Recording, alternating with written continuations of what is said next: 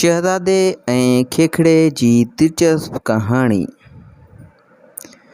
कंहिं ज़माने जी ॻाल्हि आहे त हिकु पोड़ो हारी ऐं संदसि ज़ाल कंहिं नदी जे किनारे ते रहंदा हुआ।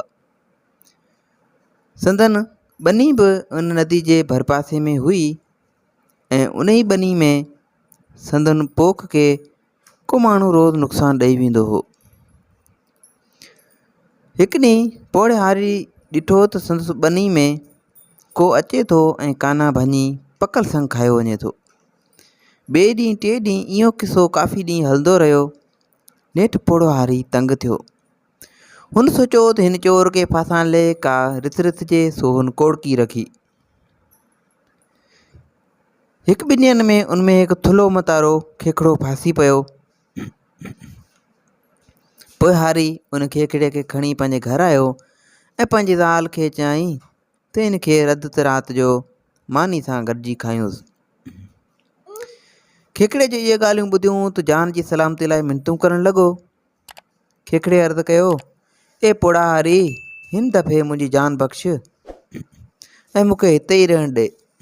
आईंदे आउं तुंहिंजी चोरी कोन कंदसि, पर चोरी करण बदिरां आउं तुंहिंजी मदद कंदुसि। हारी चयो, तूं खेखिड़ो आहीं, भला मुंहिंजी कहिड़ी मदद करे सघीं थो? तूं त रुॻो मुंहिंजो क़ीमती अनाज ई खाई सघें थो। महिरबानी करे मूंखे माफ़ु कर। खेखिड़े वरी बि अर्ज़ु कयो। पोइ त हारी जी ज़ाल बि खेखिड़े जो पासो खणंदे चयो त भला हिन खे ॿेली हिकु दफ़ो माफ़ी ॾे। आउं बि घर में अकेली वेठी आहियां, सो हीउ बि खणी हिते रही पवंदो। पोइ पोड़े हारी नेठि खेखिड़े खे माफ़ी ॾिनी ऐं सज़ा ॾियण बदिरां पंहिंजे ग़रीबाणी झूपड़ी में रहणु ॾिनो। ऐं पोइ कुझु ॾींहं बाद भर वारे इलाइक़े में सारियुनि जो फ़सुलु पची रास थियो, जंहिंजे लाभार लाइ उन इलाइक़े जी बादशाह हर घर मां हिकु माण्हू जी घुर कई। पंहिंजे घर में त फ़क़ति पाण ई ॿ पोड़ा रहूं था। हारी पंहिंजी ज़ाल खे चयो, पाण भला हाणे कंहिंखे मोकिलियूं या पाण मां को वञे? ज़ाल मुड़ुस इहा सलाह कई त खेखिड़े चयो त महिरबानी करे मूंखे वञणु ॾियो। लाभारे जे कम में बादशाह जी आउं वॾी मदद कंदुसि। पोड़े हारी चयो, खेखिड़ा, तूं भला अन्न लूणी सघंदे? तूं त रुॻो अन्न खाई चट करे सघीं थो। हारी जी ज़ाल बि चयो, ॻाल्हि त तुंहिंजी सची आहे, पर पाण ॿई झूना आहियूं, भला घर में ॿियो बि कोन आहे। कंहिं भाती खे त मोकिलिणो आहे, सो हिन खे ई खणी मोकिलियूं था। पोड़े हारी खे जेतोणीकि इहा ॻाल्हि कान वणी, पर पोइ बि पंहिंजी ज़ाल जी ॻाल्हि ते राज़ी थियो। ॿिए ॾींहुं खेखिड़ो बादशाह सलाम जी ॿनी ते पहुतो। जंहिं वक़्तु हुन ॾिठो त ओसे पासे में को हुन ॾे ॾिसी न रहियो आहे, त हू खोपे मां ॿाहिरि निकिरी आयो ऐं खेखिड़े मां हिकु ख़ूबसूरत शहज़ादो थी पियो। हुन सभिनी खां घणो फ़सुलु लुणियो ऐं जॾहिं कमु ख़तमु थियो त पंहिंजो पाण खे हिकु दफ़ो वरी खेखिड़े जी शिकिल में आणे खोपे अंदरि हलियो वियो। रोज़ानो मंझंदि जो बादशाह सलामत जी धीउ ॿनी में कमु कंदड़ पोरितुनि लाइ मानी खणी ईंदी हुई। ॿियनि खे ॾियण बैदि कुझु खेखिड़े लाइ बि बचाए खणी ईंदी हुई ऐं पंहिंजे हथनि सां हुनखे बि खाराईंदी हुई। ईअं करण सां आहिस्ते आहिस्ते हू खेखिड़े सां वेझी थींदी वई ऐं खेखिड़े जे प्यार में क़ाबू थी वई। आख़िरकार हिकु ॾींहुं फ़सुल जो लाभारो पूरो थियो ऐं आख़िरी ॾींहं ते हिकु वॾे जशन जो प्रोग्राम कयो वियो। उन बादशाह जो इहो उसूल हूंदो हो ऐं ऐलान थियलु हूंदो हो, दस्तूर मूजिबि, त जेको बि बादशाह जी सलामत जी धीउ पंहिंजे मुड़ुस खे पसंदि कंदी ऐं पंहिंजे हथनि सां गुलनि जा हार जंहिंखे पाराईंदी, उन सां ई उनजी शादी थींदी।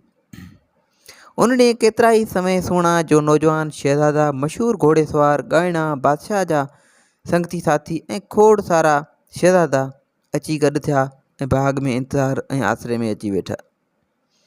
सभिनीनि खे इंतज़ारु हो त मन शहज़ादी हुननि मां कंहिं हिक खे मुड़ुसु चूंडे, पर शहज़ादी उन्हनि मां कंहिं हिक खे चूंडण बदिरां खेखिड़े जो मान मथाऊं कयो। बादशाह सलामत जी धीउ उन ॾींहुं हिकु आसमानी ऐं सुनहरी रंग जे वॻे में सभिनी नौजवान अॻियां फेरो कयो, पर कंहिंखे बि हुन पंहिंजो न कयो ऐं कंहिं बि हमरा अॻियां नज़र खणी न ॾिठाई। पोइ साम्हूं वेठल खेखिड़े वटि पहुची हुनखे 3 दफ़ा गुलनि जा हार पाराए पंहिंजे पीउ ॾे वठी आई। बादशाह सलामत पंहिंजी धीउ खे खेखड़े सां गॾु ॾिठो त ॾाढो कावड़ियो, पर कुझु बि कुछी कोन सघियो, छो जो उन मुल्क जी रीत रस्म मूजिबि अहिड़ो कानून हो त बादशाह जी धीउ उन सां ई शादी कंदी जंहिंखे हू 3 दफ़ा गुलनि जा हार पाराईंदी। उन करे बादशाह खे मजबूर थी पंहिंजी धीउ खे खेखड़े सां ई शादी करण जी इजाज़त ॾियणी पई। पोइ त खेखड़े ऐं शहज़ादी जी शादी धामधूम सां थी गुज़री। उन बैदि 2 ॼणा बादशाह सलामत जे ई हवा महलात में रहण लॻा। हाणे छा थियो जो बादशाह जो अस्तबल में 20 घोड़ा रहंदा हुआ। बादशाह जा 20 घोड़ा हूंदा हुआ। बादशाह जा नौकर चाकर रोज़ानो हिननि घोड़नि खे चङी तरह खाराए प्यारे वेंझारे साफ़ सुथरो करे छॾे वेंदा हुआ। पर शादी बाद रोज़ सुबुह जो उहे जो ईंदा हुआ त ॾिसनि त घोड़ा थकल ऐं मिटी में बबूत नज़र अचण लॻा। रोज़ इहो कमु ॾिसी करे बादशाह खे तइजुब लॻो ऐं उनखे शक हो त उन में खेखड़े जो को हथु आहे। हिकु ॾींहुं हुन पंहिंजी धीउ खे पाण वटि सॾाए सम्झायो त हू राति जो मकर करे सुम्ही रहे ऐं पोइ पंहिंजे मुड़ुसु खेखड़े जी ख़बरचार वठे त उहो राति जो कहिड़े वक़्तु घोड़नि जे अस्तबल ॾे वञे बि थो या नथो वञे। उन ई राति बादशाह सलामत पंहिंजी धीउ खे मकर करे सुम्हण जो चयो।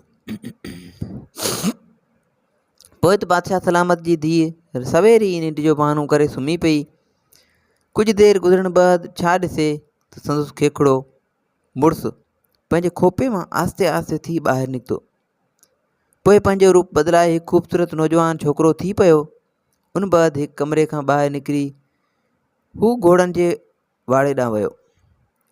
संदसि ज़ाल संदसि पुठि वठी खेसि ॾिसंदी रही। पोइ नेठि टिप ॾेई हिकु घोड़े ते चढ़ियो। हू नौजवान टिप ॾेई घोड़े ते चढ़ियो ऐं रवानो थी वियो। हुन शहज़ादी हिकदमि पंहिंजे पीउ खे उथारे हक़ीक़त खां आगाह कयो ऐं पोइ पंहिंजे कमरे में वठी आयो।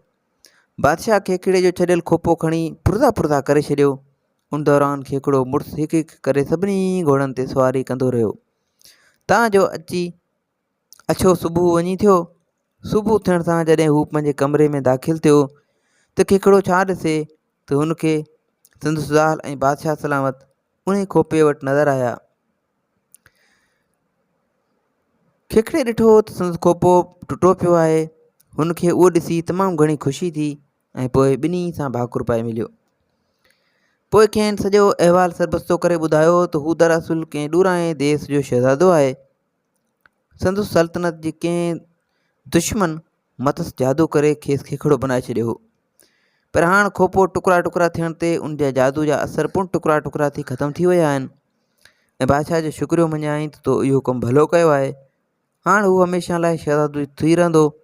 अहिड़े तरीक़े सां उनखां पोइ हू बादशाह सलामत जी धीउ ऐं खेखड़े वारो शहज़ादो हमेशह लाइ ख़ुशपाश ज़िंदगी गुज़ारण लॻा। ऐं पोइ खेखड़ो उन हारी जी ज़ाल खे बि हीरनि जवाहरान सां नवाज़े छॾियो जिन्हनि खे ज़िंदगी बख़्शी हुई।